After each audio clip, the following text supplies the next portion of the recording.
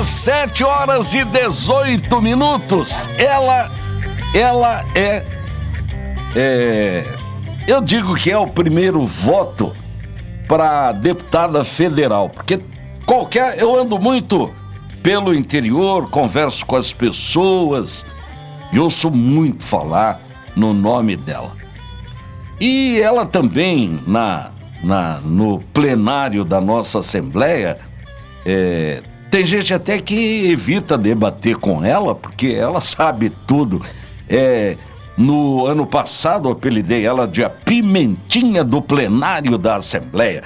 Minha querida amiga Mara Caseiro. Bom dia, Mara. Bom dia, B. Um prazer estar aqui com você. Prazer todo nosso. E falar um pouquinho, né, com vocês. Bom dia a todos aí que nos ouvem, nos assistem aí pelas redes sociais. Cumprimentar aqui o Edson Índio, né? O Flávio. Bom dia. Cumprimentar o GG.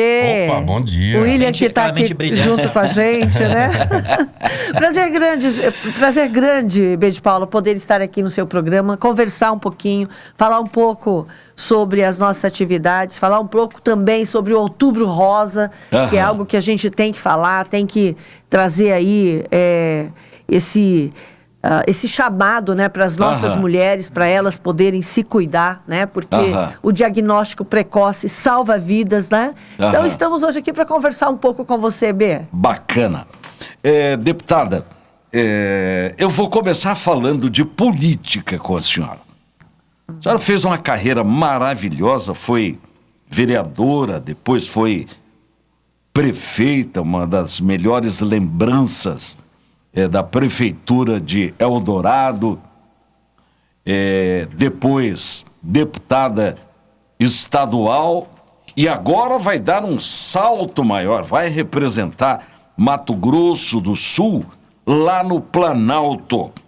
E tudo isso acontecendo, isso faz parte da evolução política.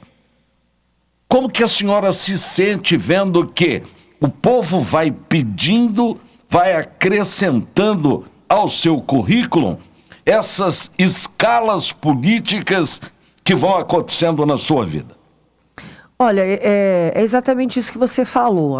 Eu estou subindo os degraus, né? Pouco a pouco, lá como vereadora, sem prefeita. Pressa. Sem pressa, tudo no seu momento certo, né? Estou no meu 4º mandato de deputada estadual e entendo hoje, sim, que estou preparada para assumir uma cadeira aí na Câmara Federal. Sou pré-candidata a deputada federal, exatamente por achar que eu posso contribuir ainda mais com o meu estado, né, com os nossos municípios, e querendo mais, B, querendo mais. Você sabe que nós, como deputada estadual, a gente tem 3,5 milhões todo ano para destinar para os municípios. De emendas, né? Certo. Só que são 79 municípios. E as demandas são muito grandes. Demanda na saúde, demanda na educação, demanda para a nossa agricultura familiar, enfim, são várias demandas. E muitas vezes você não consegue realizar, né, em função dessa limitação de recursos. Como deputada federal, eu sei que eu vou poder ajudar muito mais os meus municípios e a desenvolver ainda mais o nosso estado de Mato Grosso do Sul. Deputado federal hoje tem em torno aí de 40 milhões só de emendas individuais. Depois tem as emendas de bancada, que daí vai para 180 milhões, enfim. E depois também tem um trabalho, né, que a gente vai poder fazer nos ministérios, buscando aí aprovar projetos, né, que os nossos prefeitos, nossos vereadores também nos trazem para poder melhorar a vida das pessoas nos municípios. Então, eu me sinto preparada e assim, é exatamente o chamado, né? Eu falo que é o chamado. Quando eu fui vereadora, o pessoal falou, não, agora você tem que ser prefeita. Aí como prefeita, não, mas agora você tem que ser deputada estadual. E agora o chamado, como deputada estadual, virar essa chave para a deputada federal. Então, é isso, eu quero poder fazer mais, eu quero trabalhar mais, eu quero poder realizar mais sonhos dos meus municípios, do meu estado de Mato Grosso do Sul. Tem 2 pessoas coladas no rádio te ouvindo e pediram para você mandar um abraço. Um é o meu amigo Ricardo, assessor lá do do nosso querido Zé Teixeira. Os dois estão nos ouvindo, aliás, te ouvindo. Nossa Senhora, meu grande amigo Ricardo e meu parceirão, meu colega lá da Assembleia Legislativa, Zé Teixeira, que faz um excelente trabalho também como deputado estadual. É uma pessoa que, eu falo, ele faz algumas defesas lá que a gente sempre está junto, principalmente a questão do agronegócio, produtor rural, né? Faz um trabalho de excelência. Um beijo grande aí para o meu amigo Zé Teixeira e para o Ricardo. Deputada, este é o mês de prevenção ao câncer. E o Zé Teixeira fez uma lei que alavancou demais este mês, né, em todo o estado, sobre a prevenção ao câncer feminino. Exatamente. Em 2014, o deputado Zé Teixeira entrou com essa lei e nós fomos coautoras, né? Eu e a Johnny Rachock, que na época era também deputada. O mês é o Outubro Rosa, né? Aonde a gente trabalha a prevenção ao câncer de mama. E eu tive, né, o câncer de mama 19 anos atrás, né? Eu recebi esse diagnóstico. Eu não queria tocar nesse assunto, porque todas as vezes que eu toco nesse assunto com você, eu me emociono, porque eu me lembro de você... carequinha, com lenço na cabeça. As pessoas muitas vezes não gostam de falar desses momentos, mas eu queria que você, que venceu aquela fase tão difícil, falasse para essas mulheres aí como é que se combate o câncer de uma maneira eficaz. Olha, então, hoje eu não tenho problema nenhum de falar sobre isso, né? Tá com um cabelo lindo, maravilhoso, bonito, maravilhoso. E aí eu quero dizer para as nossas mulheres, né, que nós não podemos deixar o medo tomar conta da gente, nós não podemos deixar o preconceito tomar conta da gente, principalmente com relação a nos cuidar, né, a nos autoexaminar, né? Ou seja, se você sentir qualquer tipo de diferença que você sinta na sua mama, no seu corpo de um modo geral, né? Mas o câncer de mama, ele, infelizmente, ele é o câncer de maior índice que ataca as nossas mulheres, né? Nós temos aí uma previsão de pelo menos 900 casos de câncer por ano no nosso estado, né? E 73 mil casos para o Brasil. Então, nós, mulheres, temos que entender que a gente não tem que ter medo, a gente tem que buscar fazer os exames, a mamografia, que hoje, inclusive, já está autorizada no SUS. A partir dos 40 anos, a mulher pode buscar esse exame, né? Que ela já tem o direito de fazer esse, mesmo sem sintoma, de fazer a mamografia. Porque o câncer, 23%, ele é diagnosticado em mulheres de 40 a 45 anos. Eu, por exemplo, tive o câncer com 42 anos. Tá?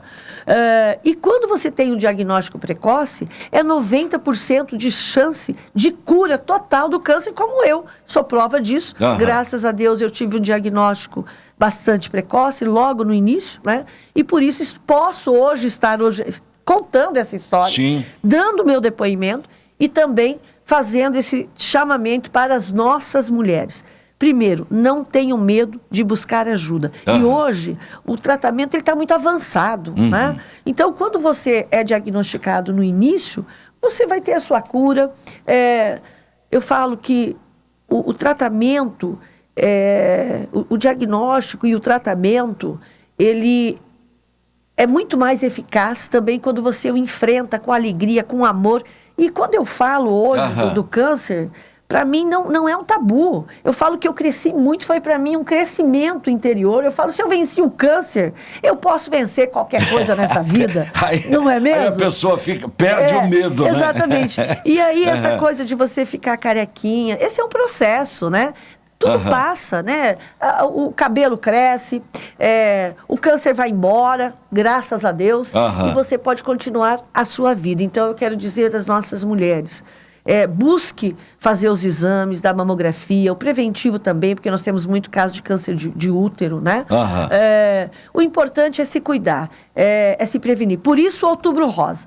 Só que, é claro, Não é só fazer isso no outubro, né? Aham. Mas é todos os dias. A gente tem que estar se cuidando, a gente tem que estar se olhando, se autoexaminando para qualquer coisa que você encontrar, qualquer sintoma, qualquer sinal, busque uma unidade de saúde, né? Aham. Hoje nós temos aqui o Hospital do Câncer. Sim, atende maravilhosamente Alfredo Abrão, bem. nós temos aí também o Hospital do Amor, que Aham. também é um centro de diagnóstico. Aham. E qualquer hora que você chegar lá, você vai ser muito bem atendido. Aham. Nós temos aí as nossas UBS, os nossos postos de saúde, Aham. atendendo a toda a comunidade. Então, Aham. não deixe de buscar ajuda, de buscar o tratamento e fazer os exames, pelo menos anuais, após aí os 40 anos. Olha, eu quero mandar um abraço pessoal lá de Caracol, rádio 87,9 pro Johnny Dutra, tá retransmitindo o nosso programa. Ô Mara, mudou muito hoje quando se fala assim, olha, você está com câncer. Eu me lembro de, há 20 anos atrás, isso seria uma sentença de morte, né? Aquele mau conceito, estou com câncer, vou morrer. E, de repente, essas ações que vocês fizeram e fazem, e estão fazendo, espero que continue fazendo, mudou muito o pensamento das pessoas em relação ao câncer, né? Sem dúvida nenhuma. É exatamente o que você falou. Eu lembro que quando eu recebi o diagnóstico, tipo assim, eu pensei, poxa, será? Quanto tempo eu tenho de vida, digamos assim, né? Isso há 14 anos atrás? 19 anos. 19 anos. Uhum. Então vejam como mudou. Exato. Eu tinha receio, inclusive, de visitar alguém com câncer. Porque eu achava assim, meu Deus, o que eu vou falar para essa pessoa, né? Gente, você tem que falar que... né, vai visitar a pessoa e vai lá, pegar na mão dela, abraçar e dizer, ó, você vai superar essa doença, porque graças a Deus nós temos uma medicina que evoluiu. Hoje, as reações de uma quimioterapia, elas são muito mais atenuantes do que eram quando eu fiz o tratamento. E mesmo assim, eu passei pelo tratamento, eu me olhava no espelho, eu tinha muita fé, eu falava, não, eu vou vencer, o câncer não vai me vencer, eu vou vencer ele, né? E hoje, com tudo que nós temos aí de novos protocolos de tratamento, hoje a facilidade que nós temos também, você veja bem, você fez ali, você teve o diagnóstico de câncer, em 60 dias, no máximo, você já iniciou o tratamento. Porque isso é uma lei que obriga, né? Primeiro, obriga a ter os exames hoje pelo SUS, né? E também... após o diagnóstico, você já iniciar o tratamento imediatamente. Olha, né? Só. Assim, o máximo 60 dias, mas na realidade, você já tem que iniciar o tratamento, lógico, imediatamente. Imediato. Porque cada dia é muito importante para que você possa ter a cura total do câncer, né? Então é isso. Então hoje não é mais uma sentença de morte, bem pelo contrário, é o momento que você vai dedicar a você, você vai, eu falo que você vai viver intimamente com você e cuidar de você. E eu sempre falo, como é que você... a gente se preocupa com o filho, a gente se preocupa com o marido, a gente se preocupa com a casa, a gente se preocupa com a nossa profissão. Mas se a gente não tiver saúde, como é que a gente vai cuidar dos outros, né? Então, a primeira coisa que nós temos que pensar é olhar para a gente, é cuidar da gente e, com certeza, você vai poder também cuidar de quem você ama. Deputada, a sua profissão, a senhora é odontóloga. Profissão linda, dentista. maravilhosa. Isso, maravilhosa Tem mesmo, saudades né? de exercer a profissão? Olha, Mara? às vezes me dá uma saudade, assim, imensa. Porque eu tinha muito prazer quando eu era dentista e quando eu podia restabelecer um sorriso e ver a alegria das pessoas, né? É aquela coisa de você reconstruir aquela autoestima da pessoa, né? Você devolver a ela. E eu trabalhava muito com crianças, né? Então, assim, eu amava o que eu fazia, né? Eu amava ser dentista, mas é claro que são opções que você faz na sua vida, são decisões que você toma exatamente por um bem comum, né? Porque a política é um bem comum. Eu entendi, eu lembro que quando eu me formei como dentista, eu falava, olha, agora minha vida né, sou eu e pronto. Aham. Mas aí cheguei numa cidade que nem Eldorado, né? Que faltava tudo, né? Aí eu pensei, poxa, eu posso fazer mais, né? Aham. Não é só restaurar o sorriso, não é só devolver o sorriso para as pessoas, né? Ou a função da mastigação, enfim, eu posso fazer mais, né? E por conta disso é que eu acabei entrando na política, porque eu via tanta coisa acontecendo no meu município e tem que ter boas políticas públicas, gente, para a gente melhorar a saúde, para a gente trazer o asfalto, para a gente poder melhorar a nossa educação, né? Trazer emprego, renda para o meu povo, enfim. Mas a minha profissão foi algo que eu me realizei muito nela, sabe? Uma satisfação enorme de poder atender as pessoas. E eu falo que, além de dentista, eu era meio psicóloga, né? Porque enquanto as pessoas estavam ali, eu ia conversando. Tinha pessoas que iam lá eu trabalhava no posto de saúde e tinha meu consultório também particular. Tinha pessoas que iam lá no posto de saúde, B, só para conversar comigo. Eu imagino. Né? Não, eu vim aqui, Mara, só te dar um abraço. Enfim. É confortante. É confortante, porque toda profissão, B, se você faz ela com amor, né? Você faz a diferença aonde você estiver. Eu vou te contar um segredinho. Já que você ouvia tantas pessoas falando, eu venho de uma família, a gente era tão pobre que tinha inveja de pobre. Então imagina a situação nossa. E aí, eu tinha muita dor de dente quando eu era criança. E não era como hoje que você, pelo menos, procura alguém e alguém tira de você essa dor. Porque a dor de dente é insuportável. Verdade, né? Verdade. E eu só dormia, eu lembrei esses dias atrás, tinha um preto velho lá onde a gente morava, seu Lázaro, que a gente chama seu Lazo, que minha mãe me levava para ele e ele me benzia com um raminho de arruda, me benzia, eu dormia de tanto que ele me benzia, mas quando eu acordava, já acordava gritando com dor de dente.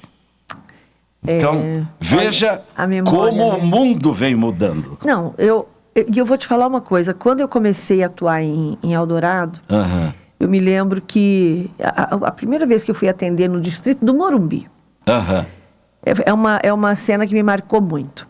Cheguei lá para atender, né, uma cadeira, era uma cadeira, não era um equipamento. Um gabinete. Não era um gabinete, era uma cadeira. Né, e a cuspideira, B, era uma caixa de papelão com areia, a cuspideira. E eu levei meus instrumentos, né, para trabalhar. Eu cheguei lá e falei, não, peraí, eu não vou atender nesse lugar não, de jeito nenhum. Mas aí eu vi uma fila de pessoas me aguardando, sabe?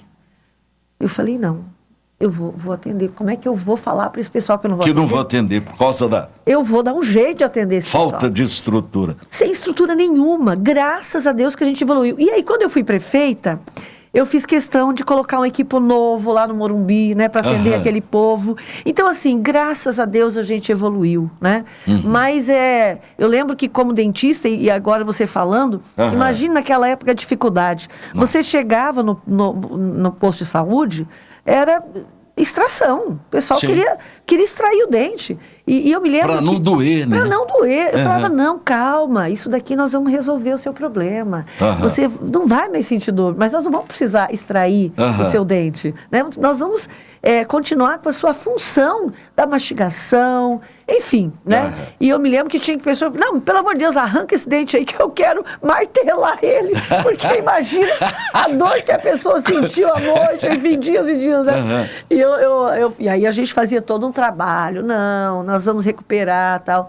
Então, graças a Deus que a gente evoluiu, né? Como eu falei da medicina, de um modo geral, né? A odontologia, graças a Deus, hoje a gente tem condições de restabelecer a dentição, a função mastigatória, também a estética, nos nossos postos de saúde, né? Nas nossas UBS.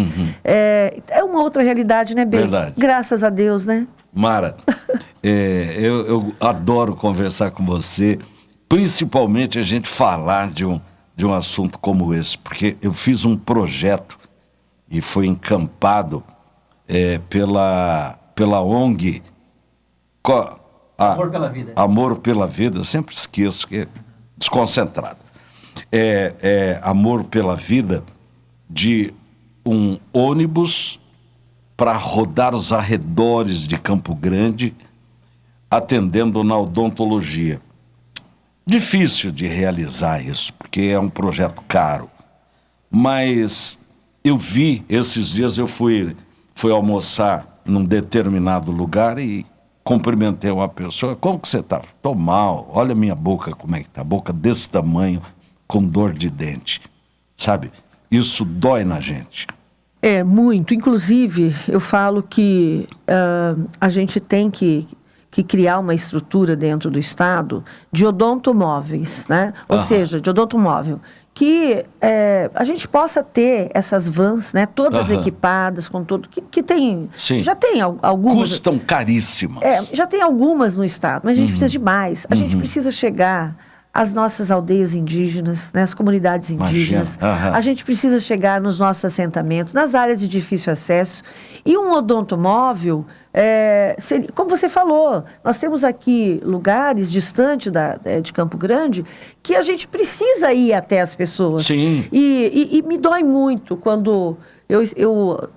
quando a gente vai nas nossas comunidades indígenas, eu ainda vejo a dificuldade que as nossas crianças, os nossos jovens, muitas vezes, de acesso, principalmente a um dentista, a odontologia, né? A gente está mudando, está avançando, mas nós temos que avançar muito mais. E eu falo que teria que ter um programa a nível federal, né? Onde pudesse ter esse olhar acontecendo assim, com mais agilidade. Porque, assim, nós temos, né? Alguns odontomóveis, mas ainda a gente falta muita estrutura para poder atender principalmente as nossas comunidades de difícil acesso, como comunidades indígenas, como assentamentos, como, por exemplo, os quilombolas, né? Então, nós temos essa dificuldade. Então, a gente ainda precisa desse olhar para dar esse acesso, né, a essas pessoas, principalmente na área da odontologia. A hora que você estiver lá em cima, faz isso por nós. Com certeza, você não tenha dúvida disso. É um dos meus por projetos. Favor. É um dos meus projetos. Sim. Porque daí a gente vai ter recurso para fazer isso, né? Recurso para poder fazer esses atendimentos e comprar, né? Essas vans, né? Para que possam ser atendidos, principalmente essas comunidades de difícil acesso. Mara, vou deixar você à vontade para mandar um recado para esse pessoal que te ouve, que te adora. Sabe que você é uma pessoa que a gente pode confiar, porque você faz um trabalho para o povo e isso faz parte da sua estrutura de vida. E eu gosto muito de ver pessoas que não param. Mas já cheguei até aqui, tá bom. Não, você sempre avançando e podendo fazer mais. Eu falo que se a gente não tiver sonhos, aí a gente já não está mais vivo, digamos assim, né? Então, a gente tem que ter sonhos, planos e projetos. E então eu quero dizer, né, às pessoas que todo o meu trabalho tem sido feito com muito amor, com muito carinho, né? Não é tudo que a gente consegue fazer, mas eu falo que a cada ano você tem que... É um aprendizado, né? Então a gente está sempre aprendendo na vida. Mas eu quero muito poder continuar fazendo o meu trabalho. Como aqui a gente falou, o projeto do odontomóvel, que é algo que a gente precisa investir, né? Mas não é só isso. Hoje a gente tem também as dificuldades na saúde. Infelizmente, os recursos hoje ainda são escassos para a saúde. A gente precisa investir mais, né? Para poder dar agilidade e para salvar vidas, né? Então, eu quero deixar aqui a todos o meu grande abraço a todos e dizer que nós não podemos parar. Nós temos que continuar acreditando no nosso Brasil. Nós temos que continuar acreditando no nosso Mato Grosso do Sul. Por isso é que eu quero continuar na política, para fazer política do bem, política de construção, né? Para que a gente possa melhorar a qualidade da vida das pessoas. Porque se não for para transformar a vida das pessoas, não tem sentido fazer política, né? Exato. A política pública, ela tem que transformar a vida das pessoas. Por isso é que eu quero agora subir mais um degrau, né? Vai subir. E que Deus nos abençoe, que a gente possa continuar trabalhando, nos dedicando e fazendo política com amor, com decência e com respeito a todo cidadão. Obrigado, boa semana. B, eu que agradeço, obrigada a você, obrigada por nos abrir aí os microfones da Difusora Pantanal. Obrigado. Eu sempre te ouço, sempre te assisto, né? Porque tem conteúdo, né? O seu programa tem conteúdo, o que você traz de informação. Então Deus abençoe a você também e a toda a família aqui da Difusora Pantanal. Amém. E um beijo a todos que nos ouvem, um beijo no coração de todos vocês, obrigada. Deputada estadual, futura deputada federal, né? Pré-candidata, mas um voto de qualidade, né? Minha querida amiga deputada Mara Caseiro. Bom, vamos